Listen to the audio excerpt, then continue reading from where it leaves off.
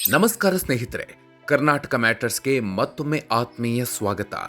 ಕಳೆದ ವಿಡಿಯೋದಲ್ಲಿ ನಾವು ಕೇಂದ್ರ ಸರ್ಕಾರದ ಮತದಾರರ ಪಟ್ಟಿ ಪರಿಷ್ಕರಣೆ ಅಂದ್ರೆ ಎಸ್ಐಆರ್ ಪ್ರಕ್ರಿಯೆ ಬಗ್ಗೆ ಹಾಗೂ ಮನೆಗೆ ಬರುವ ಬಿಎಲ್ಒಗಳಿಗೆ ಯಾವೆಲ್ಲ ದಾಖಲೆ ಕೊಡಬೇಕು ಅನ್ನೋದನ್ನ ವಿವರವಾಗಿ ಮಾತಾಡಿದ್ವಿ. ಆದ್ರೆ ಇವತ್ತು ನಿಮಗೊಂದು ಬಿಗ್ ಬ್ರೇಕಿಂಗ್ ಅಪ್ಡೇಟ್ ಇದೆ. ಕೇಂದ್ರ ಸರ್ಕಾರದ ಈ ಪ್ರಕ್ರಿಯೆಗೆ ದಿಟ್ಟ ಕೌಂಟರ್ ಕೊಡಲು ಹೊರಟಿರುವ ನಮ್ಮ ಕರ್ನಾಟಕ ಸರ್ಕಾರ ಮಹತ್ವದ ಆದೇಶವೊಂದನ್ನು ಹೊರಡಿಸಿದೆ. ಒಂದು ವೇಳೆ ವೋಟರ್ ಲಿಸ್ಟ್ನಿಂದ ನಿಮ್ಮ ಹೆಸರು ಡಿಲೀಟ್ ಆದರೆ ಸರ್ಕಾರದ ಪಂಚ ಗ್ಯಾರಂಟಿ ಯೋಜನೆಗಳು ಮಾತ್ರವಲ್ಲ, ನಿಮ್ಮ ಪಿಂಚಣಿ, ಮನೆ, ಸೈಟ್ ಎಲ್ಲವೂ ಕಟ್ ಆಗೋದು ಪಕ್ಕಾ ಅಂತ ಖುದ್ದು ಸಿಎಂ ಡಿಕೆ ಶಿವಕುಮಾರ್ ಕಟು ಎಚ್ಚರಿಕೆ ಕೊಟ್ಟಿದ್ದಾರೆ. ಹಾಗಾದ್ರೆ ಅರ್ಹ ಮತದಾರರನ್ನ ಕಾಪಾಡಲು ರಾಜ್ಯ ಸರ್ಕಾರ ಮಾಡಿರೋ ಆ ಮಾಸ್ಟರ್ ಪ್ಲಾನ್ ಏನಿದು ಶಾಶ್ವತ ನಿವಾಸ ಪ್ರಮಾಣ ಪತ್ರ? ಇದನ್ನ ಪಡೆಯೋದು ಹೇಗೆ? ಇದಕ್ಕೆ ಏನೆಲ್ಲ ದಾಖಲೆ ಬೇಕು? ಬನ್ನಿ ಇವತ್ತಿನ ವಿಡಿಯೋದಲ್ಲಿ ಎಲ್ಲ ಡೀಟೇಲ್ಸ್ ಅನ್ನ ಕಂಪ್ಲೀಟ್ ಆಗಿ ನೋಡೋಣ. ವಿಡಿಯೋ ಶುರು ಮಾಡೋದಕ್ಕೂ ಮೊದಲು ನೀವಿನ್ನೂ ನಮ್ಮ ಕರ್ನಾಟಕ ಮ್ಯಾಟರ್ಸ್ ಯೂಟ್ಯೂಬ್ ಚಾನಲ್ಗೆ ಸಬ್ಸ್ಕ್ರೈಬ್ ಆಗಿಲ್ಲ ಅಂದ್ರೆ ಈಗಲೇ ಸಬ್ಸ್ಕ್ರೈಬ್ ಆಗಿ, ಹಾಗೆ ಪಕ್ಕದಲ್ಲೇ ಇರೋ ಬೆಲ್ ಐಕಾನ್ ಪ್ರೆಸ್ ಮಾಡಿ. ಸರ್ಕಾರದ ಮಾಸ್ಟರ್ ಪ್ಲಾನ್ ಮತ್ತು ಗ್ರಾಮ ಪಂಚಾಯಿತಿಗಳಲ್ಲಿ ಸಿಗಲಿದೆ ಶಾಶ್ವತ ನಿವಾಸ ಪ್ರಮಾಣ ಪತ್ರ. ಸ್ನೇಹಿತರೆ, ಚುನಾವಣಾ ಆಯೋಗ ಕೇಳಿರೋ 11 ದಾಖಲೆಗಳ ಪಟ್ಟಿಯಲ್ಲಿ ಶಾಶ್ವತ ನಿವಾಸ ಪ್ರಮಾಣ ಪತ್ರ ಕೂಡ ಒಂದು. ಇದನ್ನು ಒದಗಿಸಿದ್ರೆ ನಿಮ್ಮ ಮತವನ್ನ ನೀವು ಸುಲಭವಾಗಿ ರಕ್ಷಿಸಿಕೊಳ್ಳಬಹುದು. ಅಂದ್ರೆ ಮೊದಲೆಲ್ಲ ಈ ಸರ್ಟಿಫಿಕೇಟ್ ಬೇಕು ಅಂದ್ರೆ ತಹಶೀಲ್ದಾರ್ ಆಫೀಸ್ಗೆ ಅಥವಾ ನಾಡ ಕಚೇರಿಗೆ ಅಲಿಬೇಕಿತ್ತು.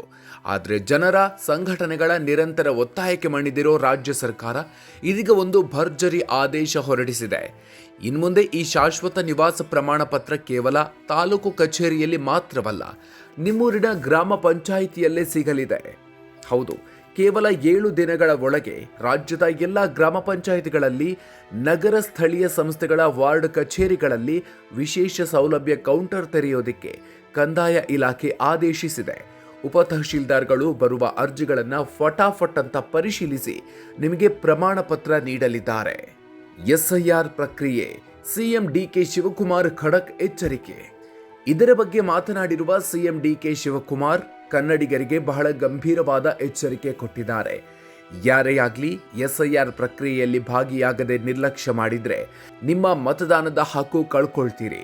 ಮತದಾನದ ಹಕ್ಕು ಕಳ್ಕೊಂಡ್ರೆ ನಿಮ್ಮ ಜೀವನದ ಹಕ್ಕನ್ನೇ ಕಳೆದುಕೊಂಡಂತೆ ಅಂತ ಹೇಳಿದ್ದಾರೆ. ಒಂದು ವೇಳೆ ಲಿಸ್ಟ್ನಿಂದ ನಿಮ್ಮ ಹೆಸರು ಹೋದ್ರೆ ಗೃಹಜ್ಯೋತಿ, ಗೃಹಲಕ್ಷ್ಮಿ ಸೇರಿದಂತೆ 5 ಗ್ಯಾರಂಟಿಗಳು, ವೃದ್ಧಾಪ್ಯ ವೇತನ, ವಿಧವಾ ವೇತನ ಸೇರಿ ಯಾವುದೇ ಪಿಂಚಣಿಗಳು, ಅಷ್ಟೇ ಅಲ್ಲ ಸರ್ಕಾರಿ ಮನೆ, ನಿವೇಶನ ಹೀಗೆ ಸರ್ಕಾರದಿಂದ ಸಿಗುವ ಯಾವ ಸೌಲಭ್ಯವೂ ನಿಮಗೆ ಸಿಗೋದಿಲ್ಲ ಅಂತ ಎಚ್ಚರಿಸಿದ್ದಾರೆ. ಪಶ್ಚಿಮ ಬಂಗಾಳದಲ್ಲಿ ವೋಟರ್ ಐಡಿ ಇಲ್ಲದವರಿಗೆ ರೇಷನ್ ಅಕ್ಕಿ ಕೊಡೋದನ್ನ ನಿಲ್ಲಿಸಲಾಗಿದೆ. ಅದೇ ನಿಯಮ ಮುಂದೊಂದು ದಿನ ಇಲ್ಲೂ ಬರಬಹುದು ಅನ್ನೋದು ಸಿಎಂ ಮಾತಿನ ಒಳಮರ್ಮ. ಶಾಶ್ವತ ನಿವಾಸ ಪ್ರಮಾಣ ಪತ್ರಕ್ಕೆ ಯಾರೆಲ್ಲ ಅರ್ಹರು? ಬೇಕಾದ ದಾಖಲೆಗಳು ಏನು? ಸರಿ, ಹಾಗಾದ್ರೆ ಗ್ರಾಮ ಪಂಚಾಯಿತಿಯಲ್ಲಿ ಈ ಶಾಶ್ವತ ನಿವಾಸ ದೃಢೀಕರಣ ಪತ್ರ ಪಡೆಯೋಕೆ ಏನೇನು ಅರ್ಹತೆ ಇರಬೇಕು, ಯಾವೆಲ್ಲ ದಾಖಲೆ ಬೇಕು ಅಂತೀರಾ? ಇಲ್ಲಿದೆ ನೋಡಿ ಕಂಪ್ಲೀಟ್ ಲಿಸ್ಟ್. ಮೊದಲನೇದಾಗಿ ನೀವು ಕರ್ನಾಟಕದಲ್ಲಿ ಜನಿಸಿರಬೇಕು. ಎರಡನೆಯದಾಗಿ 10 ವರ್ಷಗಳ ಕಾಲ ರಾಜ್ಯದಲ್ಲಿ ವಾಸವಾಗಿರಬೇಕು. ನೀವು ಅಥವಾ ನಿಮ್ಮ ತಂದೆ ತಾಯಿ ಕರ್ನಾಟಕದಲ್ಲಿ ಕನಿಷ್ಠ 10 ವರ್ಷ ವಾಸವಾಗಿದ್ದರೆ ಸಾಕು. ಮೂರನೆಯದ್ದು ಶಿಕ್ಷಣ. ನೀವಿಲ್ಲಿನ ಮಾನ್ಯತೆ ಪಡೆದ ಶಾಲಾ ಕಾಲೇಜುಗಳಲ್ಲಿ ಕನಿಷ್ಠ 10 ವರ್ಷ ಅಂದ್ರೆ 12ನೇ ತರಗತಿ ಅಥವಾ PUC ಇಲ್ಲಿವರೆಗೆ ವ್ಯಾಸಂಗ ಮಾಡಿದ್ರೆ ನೀವು ಶಾಶ್ವತ ನಿವಾಸಿ ಪ್ರಮಾಣ ಪತ್ರ ಪಡೆಯಬಹುದು. ನಾಲ್ಕನೆಯದು ಆಸ್ತಿ ಪಾಸ್ತಿ. ಕರ್ನಾಟಕದಲ್ಲಿ ನೀವಾಗ್ಲಿ ನಿಮ್ಮ ಕುಟುಂಬವಾಗ್ಲಿ ಸ್ವಂತ ಮನೆ, ಸೈಟು ಅಥವಾ ಆಸ್ತಿಯನ್ನ ಹೊಂದಿರಬೇಕು. ಐದನೆಯದ್ದು ಮದುವೆ. ಕರ್ನಾಟಕದಲ್ಲಿ ವಾಸವಿರುವ ವ್ಯಕ್ತಿಯನ್ನ ವಿವಾಹವಾಗಿದ್ರೂ ನೀವು ಶಾಶ್ವತ ನಿವಾಸಿ ಪ್ರಮಾಣ ಪತ್ರ ಪಡೆಯಲು ಅರ್ಹರಾಗ್ತೀರಿ. ಇದನ್ನ ಪ್ರೂವ್ ಮಾಡೋಕೆ ನೀವು ಯಾವೆಲ್ಲ ದಾಖಲೆ ಕೊಡಬಹುದು ಅಂದ್ರೆ ನಿಮ್ಮ ಆಧಾರ್ ಕಾರ್ಡ್, ಪಡಿತರ ಚೀಟಿ, ಕಂದಾಯ ದಾಖಲೆಗಳು, ಜನನ ಪ್ರಮಾಣ ಪತ್ರ, ಶೈಕ್ಷಣಿಕ ಅಂಕಪಟ್ಟಿಗಳು, ಮನೆ ಅಥವಾ ಸೈಟು ಖರೀದಿ ಪತ್ರ, ಇವುಗಳಲ್ಲಿ ಸೂಕ್ತವಾಗಿದ್ದನ್ನ ನೀಡಬಹುದು. ಅರ್ಜಿ ಎಲ್ಲಿ ಸಲ್ಲಿಸಬೇಕು? ಸಹಾಯ ಎಲ್ಲಿ ಸಿಗುತ್ತೆ?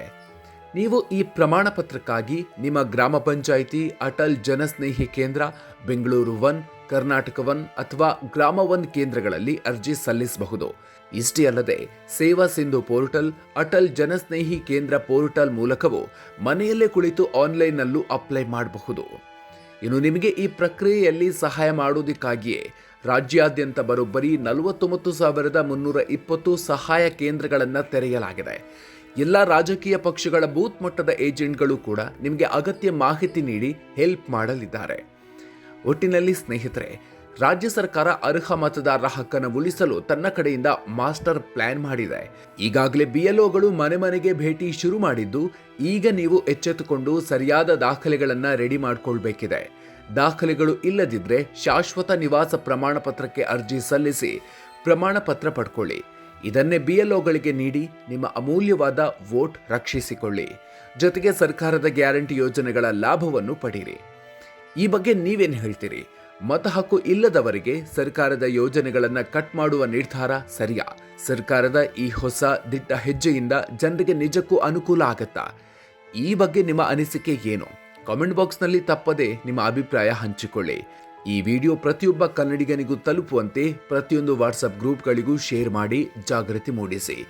ಇದೇ ರೀತಿಯ ಮತ್ತಷ್ಟು ನಿಖರ ಮತ್ತು ಉಪಯುಕ್ತ ಮಾಹಿತಿಗಾಗಿ ಮರೆಯದೆ ನಮ್ಮ ಕರ್ನಾಟಕ ಮ್ಯಾಟರ್ಸ್ ಯೂಟ್ಯೂಬ್ ಚಾನಲ್ಗೆ ಸಬ್ಸ್ಕ್ರೈಬ್ ಆಗಿ. ಮತ್ತೊಂದು ಪ್ರಮುಖ ವಿಚಾರದ ಜೊತೆಗೆ ಮುಂದಿನ ವಿಡಿಯೋದಲ್ಲಿ ಮತ್ತೆ ಸಿಗೋಣ. ಅಲ್ಲಿವರೆಗೂ ನಮಸ್ಕಾರ.